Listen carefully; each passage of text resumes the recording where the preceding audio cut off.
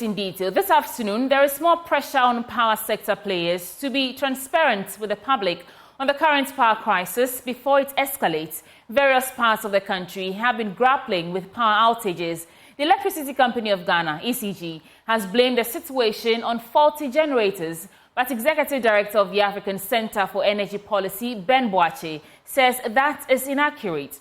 On Newsfile today, he criticized various players in the power supply chain for failing to admit there is a generation deficit.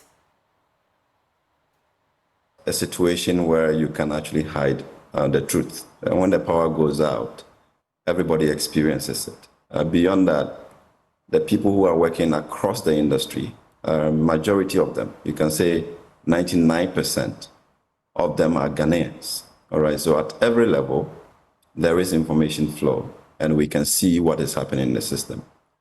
And to the extent that people would deliberately shift the burden or the actual situation to different events, it's quite intriguing, and we struggle to appreciate what is actually happening in the system. We do know that there is a generation shortfall, and everybody in the power sector is trying to run away from that fact. Nobody wants to communicate that we have a generation shortfall, which is accounting for load being shared. And I don't understand why that struggle. On the ECG side, we have a contract with ECG. Every consumer has a contract with ECG. Not Gridco, not VRA, not IPPs. They are supposed to give us power and provide power for, in most cases, what we have paid for, because we're using prepayment meters. And they have to deliver. There is no excuse telling us that, it is Gridco to blame, it is IPP to blame. You have to give us power, and Gridco also has been quiet all this while, though they are the system operators, and they know that for over, almost 3 months now, there have been deficits, and that deficit has to be communicated, and ECG wouldn't be the one to communicate it. They should communicate to the public that there is deficit. They also have the duty to let the country know that we are experiencing, generation shortfall, and therefore we cannot give to ECG what will be optimal for them to serve the country with. But for everybody to be quiet and try to massage the obvious truth, it's incredible, really.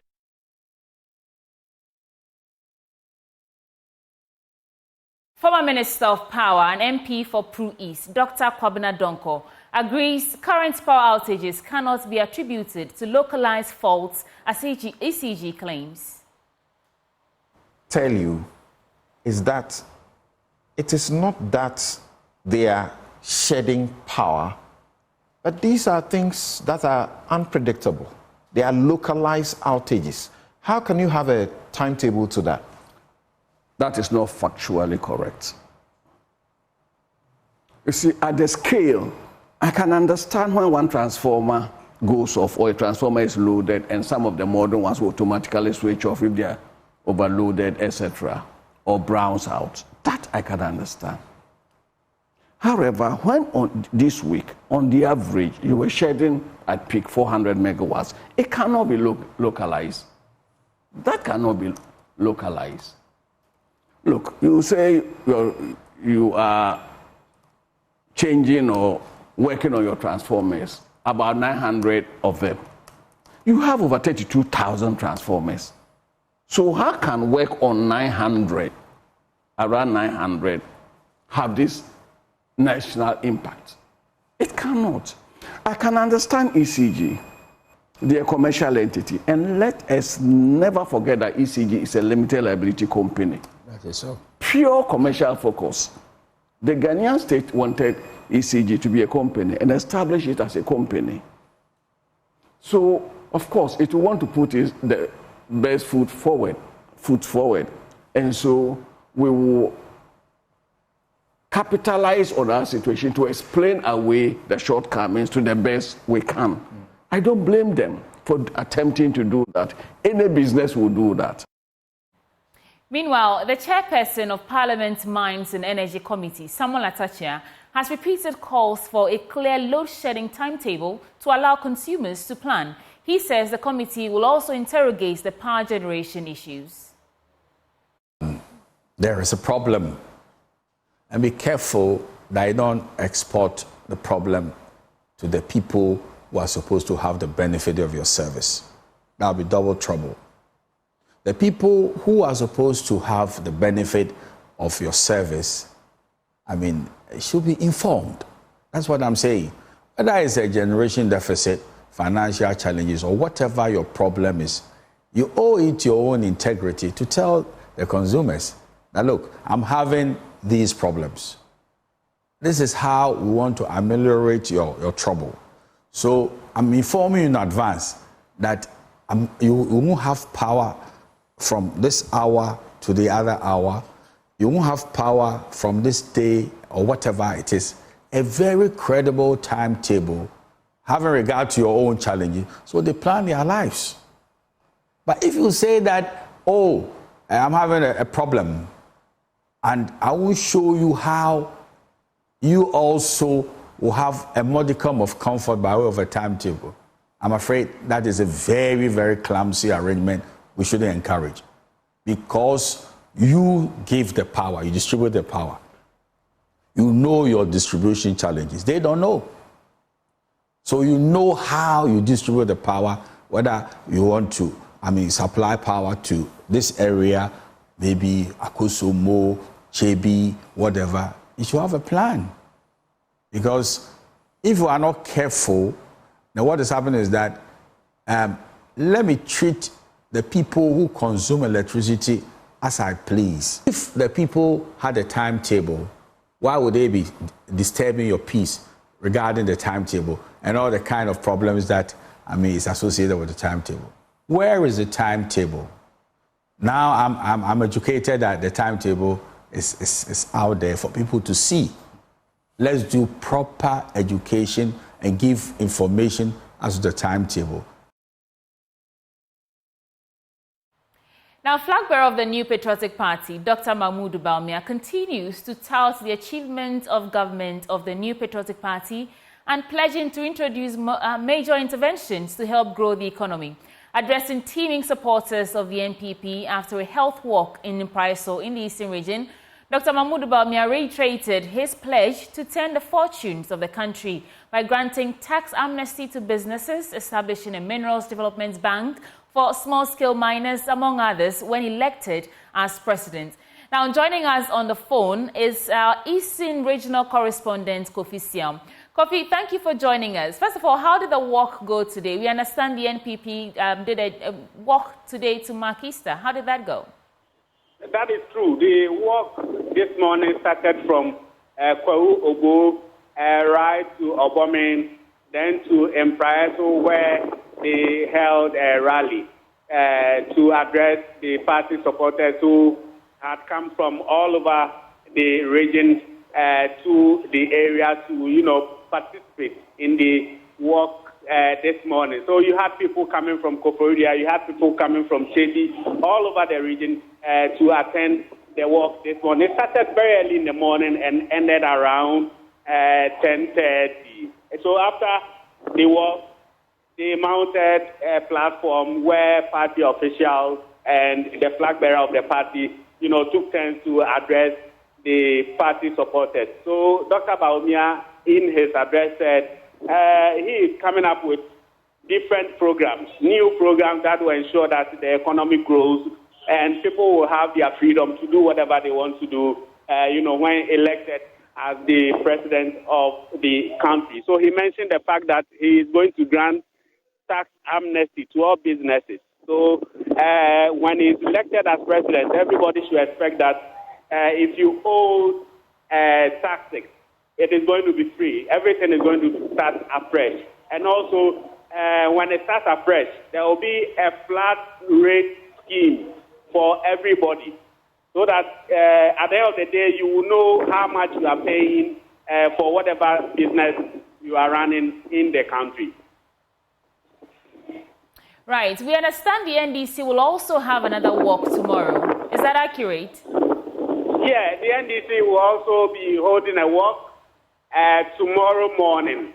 They plan doing that today, but the police rejected that because they said the NPP had already requested today to, embark on the work. So they had to reschedule theirs to tomorrow. But for now, the flag bearer of the NDC is also in Kwahu, John Dramani Mahama, and he will be meeting business men to interact with them as to how he can help them when he is elected as the president of the country in running their businesses. He will be doing that this afternoon. That will precede tomorrow's work, where the NDC will also be embarking on with party officials and members also attending. Has there been any interaction between these two major political parties during this Easter festivities in No. There hasn't been any major interaction between these two political parties. We're expecting that, but it hasn't happened yet. Maybe later in the day or tomorrow. Let's see. Right. Thank you so much. That's our Eastern Regional correspondent bringing us updates from Kwahu. Now, NDC flag bearer John Mahama has promised to create a ministry focused on youth development if he wins power in December. Speaking at the inauguration of the NDC's National Youth Wing Secretariat, the former president said the current Youth and Sports Ministry is largely focused on the Black Stars, sidelining the well-being of the youth of this country, who make up the majority of the population. The following report has more. We're going to see quality in Accra, Kumasi, and some of the major cities in the country are said to be very low. As a result, many have been affected and many more. National Youth Organizer of the opposition NDC, George Opariado, says the party will make sure that every vote is counted in the December polls, a reason why they have established the NDC National Youth Wing Secretariat and Campaign Center here in Accra. We just commissioned our command center for the 2024 elections. This is the Youth Wing Secretariat. This is where we'll be running our operations from in respect to the elections of the 2024 campaign. And every Ghanaian knows that where Ghana stands today, it is in our best interest to make sure that every single vote that is cast is properly counted for and accounted for. And so we will police the ballot at the peril of our lives. That I can assure. What does that mean? Everybody. To make sure the right things are done and nobody takes us for granted. If I vote, my vote should be counted and must be counted and accounted for. Nobody, and I repeat, nobody, being it an electoral officer, a police officer, a military officer, or anybody, not even the president, should attempt to take the mandate of the people for granted. Meanwhile, former president and flag bearer of the party, John Dramani Mahama, says the youth will be at the heart and center of his next administration. He's promising to separate the youth and sports ministry when he comes. So he says that in his next administration, there will be a ministry dedicated to youth and another dedicated for sports. We're going to separate youth from sports because it's a youth and sports ministry. But over the years, what we know is that the concentration is just on sports. And even on sports, the concentration is just on the Black Stars. My vision for this ministry will be that it will focus on mainstreaming youth interest in all sectors of the economy. It will focus on mainstreaming youth interest in all sectors of the economy. But most of all, it will concentrate on rolling out strategies that will create jobs for young people. Well, General Secretary of the party, Fifi Kwete, is also encouraging the youth to take up leadership positions and says the party has them at heart in their next administration. This country and this party became what it is because of young people.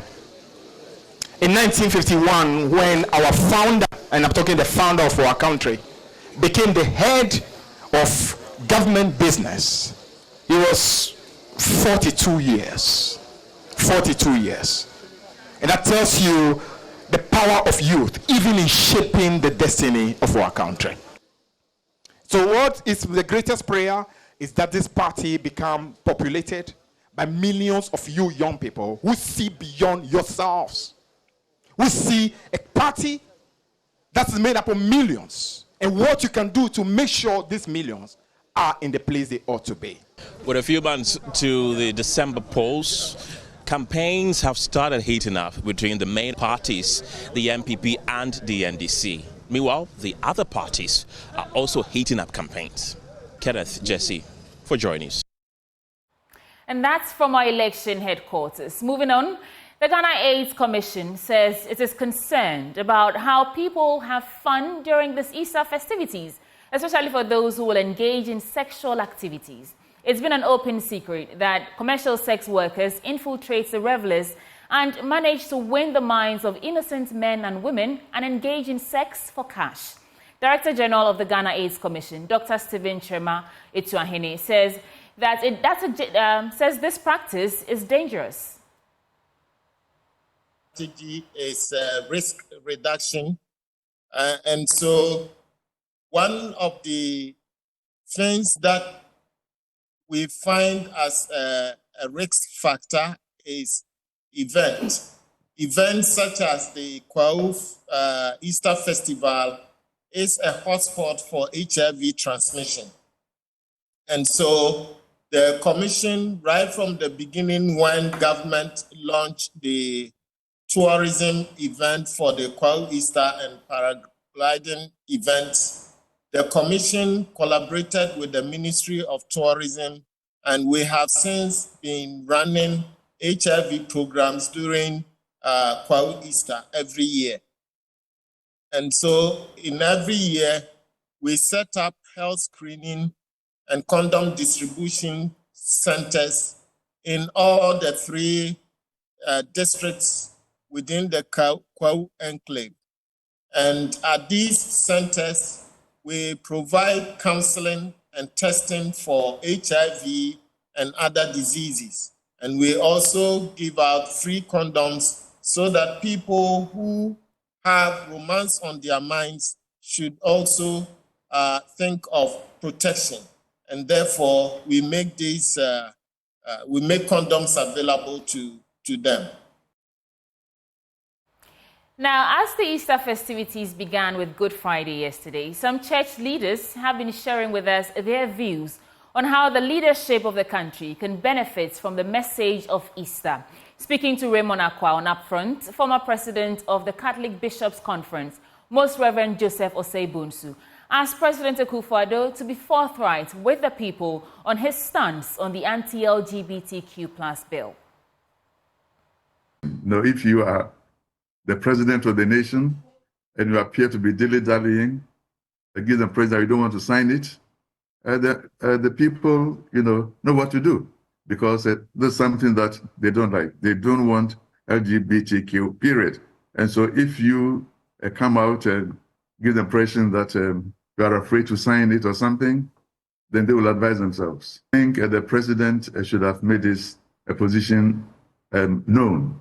When he came to Mampong about 2 years ago and he made a declaration there, and I was there, and he said it won't happen in his tenure that LGBTQ will be accepted in Ghana. He said, I repeat, and so on. Now he seems to be sitting on the fence. So we want him to come out. Now let him set his position. If the Supreme Court comes out and says your position is wrong, fine, but we want to know where you stand. Previous presidents have made their positions known. President Mills is a classic example, President Kufuor, and so on. But with him, we don't quite know where he stands. So,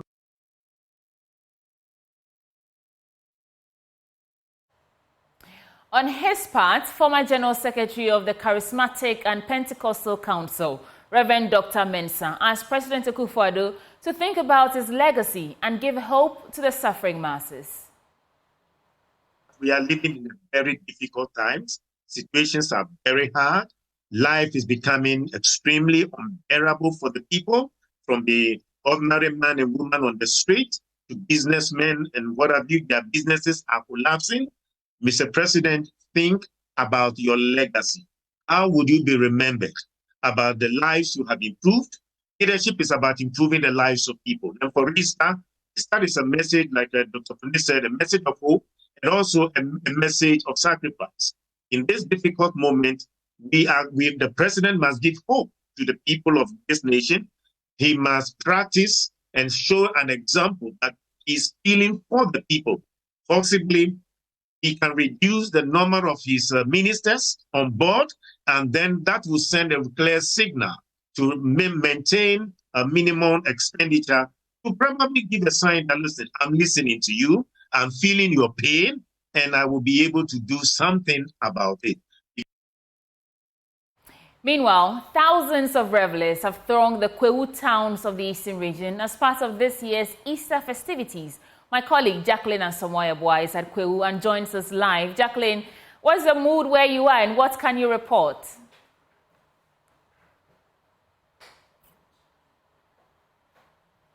Jacqueline, you have to unmute. Okay, can you hear me now? Yes. So the atmosphere here is an exciting one. There are a lot of patrons still trooping into Kwahu. I'm currently at the Ojianoma paragliding site of Etibie. It started yesterday, but reports that I've gathered shows that about 90 people were supposed to fly today, but due to the weather, about just 10 people currently, as at 1:25 p.m., we have 10 people who have flown today. But in general, I must say the atmosphere is an energetic one and exciting, and revelers here are looking forward for more adventures here, right, inside Kwahu. What are some of the activities that these revelers are engaging in to mark Easter in Kwahu? Okay, so I'm currently, just as I said earlier, I'm at the paragliding site, and you can have Kwahu Easter without having a paragliding event. So the paragliding event is one, and of course, in the evening, pubs, restaurants everywhere is open for people to have fun. Those who have fun in the evening, we have other places for them. But then there are other tourist centers that people can also visit and get to know more about the history of Kwahu. So yeah. Jacqueline, we want to have a feel of what you're enjoying in terms of the scenery. Can you show us around? Okay, so currently, as you can see right here behind me, I'm on top of the mountain at Ojianoma. People right here waiting to be served and to fly today. But as I said, the weather is delaying that right now. We're hoping that, I'm not sure all the 90 people can get to fly today, but we're hoping that at least half of them would have the chance to experience have this view right here on top of the Ojianoma mountain. In terms of security, what are some arrangements that have been made? You mentioned the weather being bad and all, but what security measures are in place to ensure safety of revelers? Okay, so this year, the IGP said that security has been beefed up as compared to last year. Last year, security was super, but this year, if you move at every vantage point, you get to see a police person or an officer there telling you whether you're speeding, they tell you to slow down, and whether someone is drunk, they deal with all those issues. So security, I must say, is being beefed up here. Even up here, I see tons of security personnel right up here at the Ojianoma mountain. Well, Jacqueline, you look like you're having fun. We'll let you enjoy your time in Kwahu. Thank you for bringing us that update.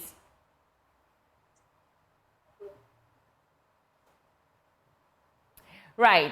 Now, for our road safety campaign, here are some tips from the National Road Safety Authority as Christians observe the Easter festivities. Engineer David Osafo-Adonteng is Director General of the National Road Safety Authority. He spoke earlier on News Desk. What we are doing is that our men are talking to drivers. We are talking to pedestrians and occupants of vehicles for them to behave within the limits of the law, particularly overspeeding, as we said. We do not want people to speed beyond the limit. We are talking to them to wear their seatbelts and not to drink and drive, at the same time to lower their speed as they traverse from the Accra corridor all the way to Nkoko in particular. We started early morning, before 6 we were here. We understand the IGP and the team also were here yesterday all the way to 10 p.m. in the night.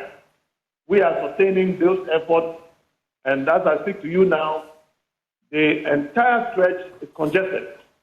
Vehicles are moving at very slow pace, and it's all the way from Bunsu area to Nkoko, which means that a lot more vehicles and a lot more people are traveling today. In other stories, delivery of quality healthcare in the Upper West region is suffering setbacks following a high attrition rate of critical medical staff. Upper West Regional Director of Health Services, Dr. Damien Pugariji, revealed that whilst 134 staff left the region last year, only 35 staff were posted to the region. Addressing the 2023 Annual Health Sector Performance Review meeting, Dr. Damien appealed to the Ghana Health Service, Medical and Dental Council and the Ghana College of Physicians and Surgeons to speed up the accreditation process to convert the Upper West Regional Hospital into a specialized training center to nurture more health professionals to augment the situation. Joy News Upper West Regional Correspondent Rafik Salam reports from Wa. The 2023 Annual Health Sector Review meeting of the Upper West Regional Health Directorate was held on the theme Embracing the Networks of Practice approach to improve health outcomes in the Upper West region.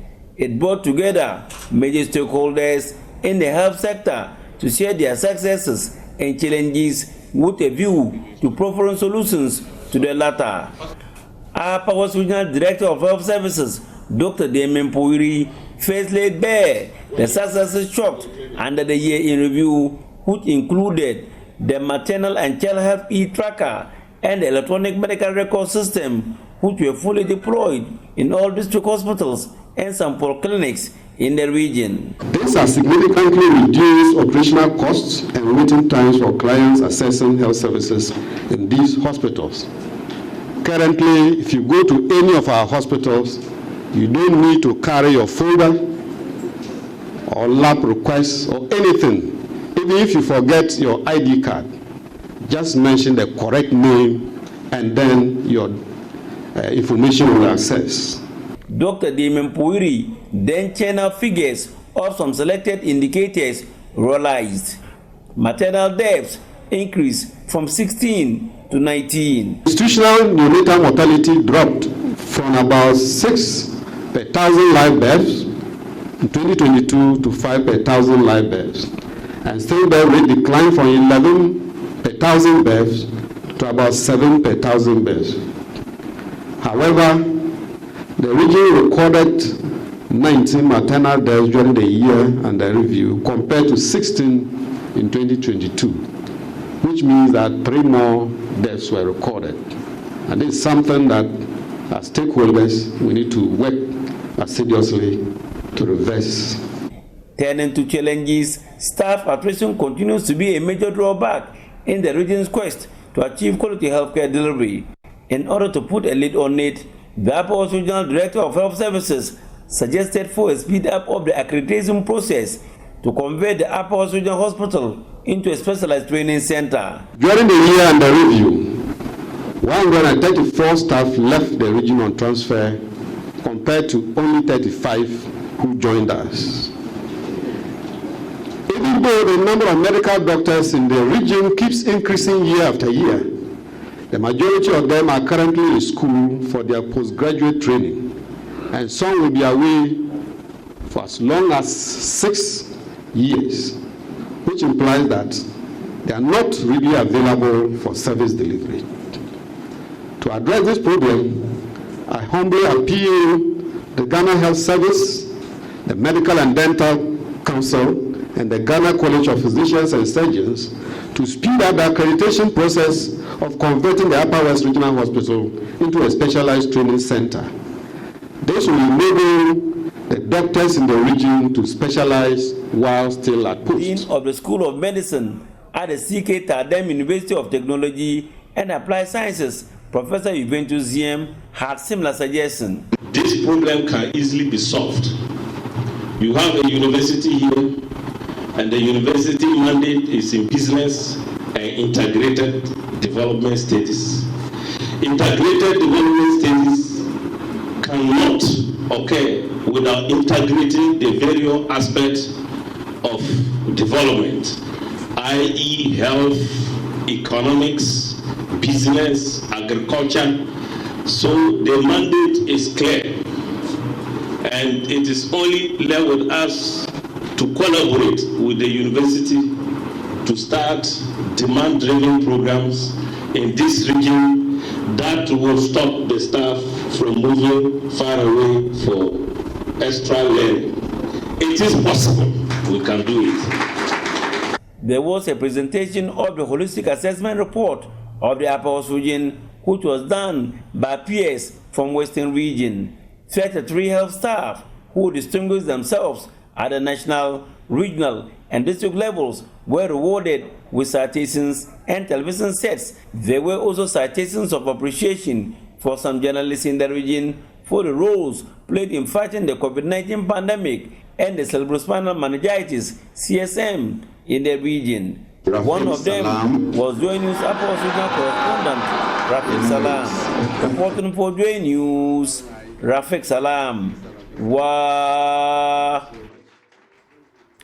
Now, still on the health sector, maternal mortality remains a key issue affecting women of reproductive age across the Bono East region, with the region's institutional maternal mortality rate increasing from 88 per 100,000 live births in the year 2022 to 100 per 100,000 live births in the year 2023. Bono East Regional Director of Health Services, Dr. Fred Adomako-Boateng, who disclosed this during the annual review meeting of the Directorate in Kintampo, described the situation as worrying. And Nasabit has more in this report. Observed under the theme, Building Resilient Structures for Universal Health Coverage and Quality, the role of network of practice and partners, the Bono East Regional Health Directorate held its annual performance review meeting in Kintampo.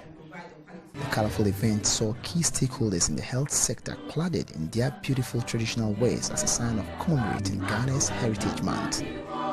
Regional Director of Health Services, Dr. Fred Adomako-Boateng, revealed that despite significant gains made by the Directorate since its inception in the year 2020, there are still more room for improvement, with institutional maternal mortality ratio per 100,000 live births increasing from 88,000 per 100,000 live births in 2022 to 100 per 100,000 live births in the year 2023.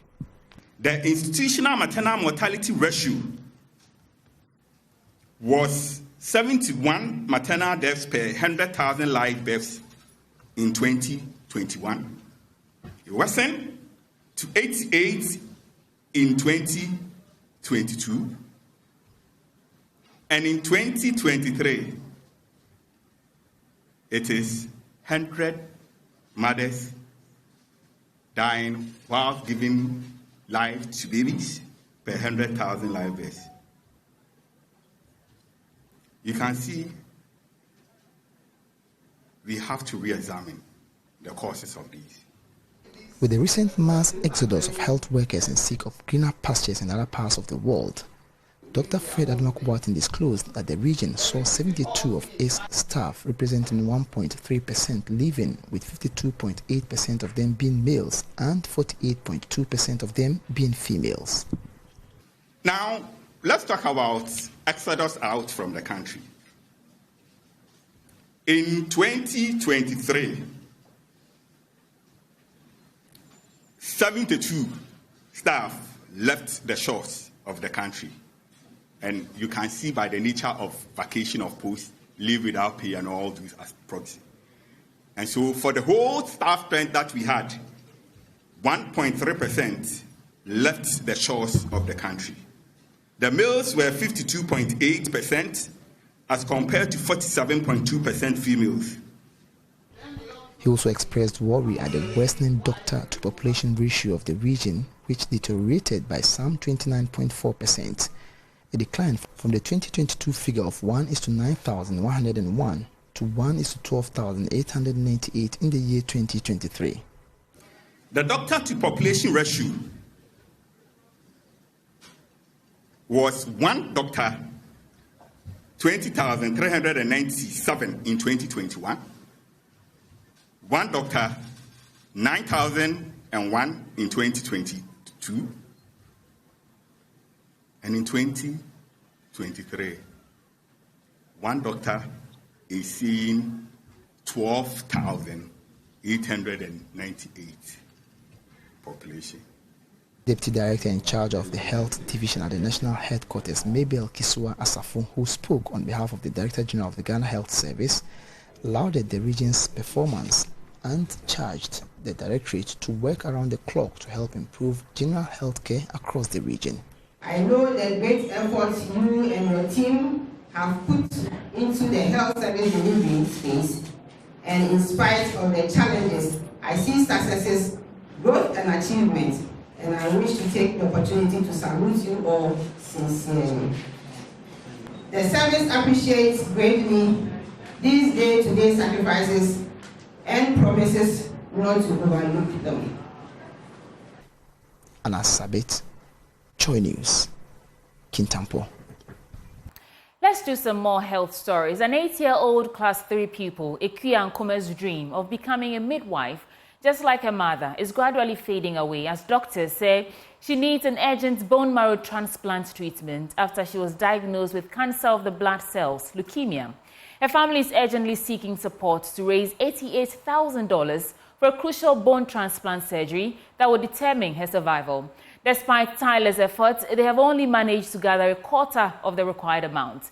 Ekwa's mother is appealing to compassionate individuals and organizations to step forward and help save her daughter's life. Prince Kudogan's reports read to you. 8-year-old Ekia was diagnosed with the cancer of the blood, leukemia, in November 2023. The once active tennis player for her school is unable to move any part of her body as she lies down on the hospital bed. Ekia's mother, a midwife, Sharon Nadu Ankuma, says life has not been the same as a result of her daughter's condition. I'm a midwife. I haven't been to work since she was diagnosed because we've been on admission since that time. Yeah. Personally, it has made me to be a strong person because initially I used to cry day in and day out. And out of this situation, my mom also came to visit and she was having hypertension and diabetes, but we lost her through when she saw Ekia. Her blood sugar started shooting up and the BP also started shooting up, and she was just admitted at the emergency unit, and through that we lost her here. She tells Joy News, despite efforts to raise the amount, less than a quarter of it has been raised so far. Since December 19, that she was being diagnosed, since then she has been in the hospital. The public, it hasn't been so encouraging. It hasn't been so encouraging because we started raising these funds a month ago, and even we are not even close to a quarter of the amount. Yeah. Ekia's father, Edwin Ankuma, is greatly affected by the condition of his daughter. All he makes from his cleaning business now goes to medication for little Ekia. However, it is woefully inadequate. He wants to see his daughter well and strong. It's not been easy. It's not been easy because this thing started around 19th, from 14th, 19th December till we went to the Children's Hospital and we referred here. As we came, 1 or 2 labs we ran, they said she's having a cancer, mainly cancer of the blood. And since that time, the kind of medicine we'll be buying, we spent all our work money. We've sold some things out to survive there, but till now still the doctors are saying it cannot be done here. So we have to send her out there for treatment. That's my heartbeat. That's my heartbeat. And anytime she sees me from a distance, she runs to me, and she's very lovely, very hardworking, and very respectful. She's my heartbeat, I'll put it that way. She's my heartbeat. And I'm praying for God to intervene because God have all the superpowers. So that's what I'm saying. I want God to intervene for her life. Zoom Lion Ghana Limited, as part of its corporate social responsibility, has made a cash donation of 25,000 Ghana cedis to support the treatment of 8-year-old Ekia Ankuma. Communications and Corporate Affairs Director of Zoom Lion Ghana Limited, Emma Apia Osadria, encouraged other institutions to support Ekia's family. We received a request soliciting for support to help her get medical attention at the Max Hospital in India. So we presented that for management and the authorities to pay attention to, and by God's grace, it was granted that we support with an amount of 25,000 Ghana cedis. And we believe that it will go a long way to support the total amount that they need to send her away. We've heard that by Monday, if she doesn't fly out, it may not be a good one. So we are praying that other corporate bodies will also lend a hand so that Akua can gain her health back. As the clock continues to tick, the urgency of Akua's situation becomes ever more palpable. Every moment counts in the battle for her life.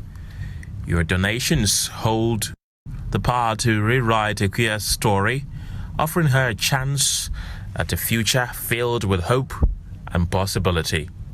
Prince Kwame Kuduga's report for Joy News. Welcome back. This is still Joy Newsroom with me, Sweetie Abochi. Let's go to the Adan West District now, where Girl Child Education Coordinator Erica Senanu Sela has cautioned parents in the district to stop engaging girls in funeral activities in their various homes. According to her, most girls at the upper primary and junior high schools levels often skip school from Thursdays to Mondays anytime there's a funeral in their families. Speaking at a forum to end teenage pregnancy in the district, she expressed concern that the practice is distracting the girl child's attention on academic work and, in most cases, forcing them to drop out of school due to teenage pregnancy. Nesta Kafui Ajoma has the rest of the story. You go to our communities, especially our villages. Our funeral starts Thursdays. That is to some of us. They engage them. Go and fetch water. This auntie will be coming. The house is dirty. Sweep, mop, do this, do that. Saturday, excuse me to say, they are keeping them in their pata. So they are tired. Thursday they were not in school. Friday they are not in school. Saturday they are keeping them in the cooking activities. Sunday they will go to church. Monday, whatever activity continues. And the most annoying aspect is that Tuesday I'm a visa. So most of the girls are being kept at home doing such jobs. We are pleading with you. Speak to your people during your meetings so that they release our girls for us. Let them come to school. It is better for them to stay in the classroom and grab 50% than for them to stay at home and grab nothing. The Girl Child Education Officer pointed out that the girls are craving too much to possess things they do not need at this stage. The girls personally want things they do not deserve, things that are not relevant to them at that stage, which is hindering their education, their performance in the district. They feel they have seen a slave queen who just passed by and was driving. For me, it has always been my prayer now that for two would never take place again. But maybe that wouldn't be the appropriate way of dealing with those issues. The girls want things they do not deserve at that moment. At their stage, their brain can do one thing at a time, which is learning, absorbing important things for themselves to help them become responsible adults. Because they have occupied their brains with unnecessary things they do not deserve, the short skirts, the latest iPhone, which they can only operate 0.01 of the iPhone functions. They do not know what is being used for. Ms. Senanu Salah also advised parents to be more calm with the adolescent girls. Please be more calm in dealing with the adolescent girl. What we experienced some years ago is not what is going on now. Because a 10-year-old boy can tell you that if you don't want me to sleep at home, take your house. You and I couldn't see this into our parents' face some years back. And this is what is happening. This is what is hindering our girls from performing in Adan West. We are saying that this time round, education, we are intensifying our school club activities. We're going to engage the girls during our school club activities. And we are pleading with parents. When the child comes home and claims that I'm from a school club, I'm from the girls' club, I'm from this and this and that, please, so far as you are in the community, can we do a follow-up and find out whether truly that girl attended the club? Nesta Kafui Ajuma reporting for Joy News. 20 dedicated teachers set to retire this year have been honored by the 5 Garrison Education Center for their unwavering commitment to shaping the educational landscape in Ghana. Held in Accra, the event, brimming with gratitude and nostalgia, aimed to celebrate the profound impact the educators have made throughout their careers. Rejoice Semefakpesu has more. From instilling a love for learning in countless students to serving as mentors and role models, each retiring teacher was lauded for their significant contributions to the education system. As they bid farewell to their classrooms, their legacies will undoubtedly endure, leaving an indelible mark on generations to come. However, the ceremony was not just about bidding farewell to seasoned educators. It also served as a platform to extend appreciation to active teachers who continue to dedicate themselves to nurturing young minds. Retiring teachers who were awarded shared poignant highlights from their teaching journeys, reminiscing about the transformative moments and the profound impact they had on students' lives. 40 years ago, as a young teacher, I joined the Ghana Armed Forces. I've worked in about 7 schools, and currently I'm the head teacher of One Signal Primary, Jesus, as I said. It's been a long journey, but God has been the captain in the boat, and He has sailed me successfully to the end of the journey. It's not been easy, but with the determination, commitment to duty, and hard work, I was able to make it. One thing I've realized is, as a teacher, you should have respect for people in authority. You should have a good interpersonal relationship with your officers, with parents, and your colleagues. And with commitment and dedication to duty, hard work, the good Lord will crown your efforts with success. I feel very proud that I get my work to my younger ones or my children. Teaching work is not easy as people think it is. It's a very dedicated work. If you're not dedicated, you can't teach. You have patience, you have to have patience and dedicate the work to the children. Patience for everybody at all. If anybody comes to you and then they'll tell you anything at all, but you must have patience and tell them what you have. And I'm very proud because my hard work is recognized today. And I'm a hard-working teacher. I can really praise myself that I'm a hard-working teacher. They expressed gratitude for the recognition, reflecting on how it validated their dedication and passion for education over the years. They added that the awards symbolized not just their professional achievements, but also the enduring connections forged with generations of learners. I'm teaching for the past 39 years, and I'm retiring this year, as I have mentioned. Yes, I have taught throughout the whole country. Any institution, any country that does not recognize its own people, definitely there's no, there isn't that motivation for you to do more. But with this particular issue, these things have been instituted by the Ghana Armed Forces for a long time, which of course GS should have been doing. But the Ghana Armed Forces, we all come here because of some of these things. They help motivate us. We don't need daily money. But at the end of it all, when you are recognized, recognition is very important in everybody's life. It gives me that joy that all the suffering that I went through is not in vain. At least somebody there appreciates it. So I'm so grateful. The ongoing efforts in the classroom play a pivotal role in shaping the future of education in Ghana. Moreover, the 5 Garrison Education Center took the opportunity to recognize schools that have excelled academically, showcasing their dedication to fostering academic excellence. Today, in so many ways, today is special. It's a special day in so many ways, and we feel exceptionally blessed and fortunate to be able to share today with all of you.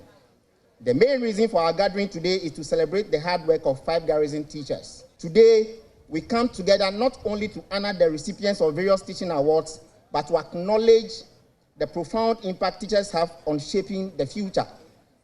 In a world inundated with noise and distractions, teachers stand as beacons of knowledge, wisdom, and inspiration. They are the actors of our society, molding young minds into compassionate, critical thinkers, ready to navigate the complexities of the world. Every day, teachers embark on a journey to ignite the flames of curiosity, instill values of empathy and resilience, and unlock the boundless potential within each student. Let us also recognize the countless unsung heroes who walk among us, the teachers who quietly dedicate their life to shaping the future generation without seeking recognition or praise. By acknowledging the achievements, the Center hopes to inspire other institutions to strive for similar heights and continue raising the standard of education across the country.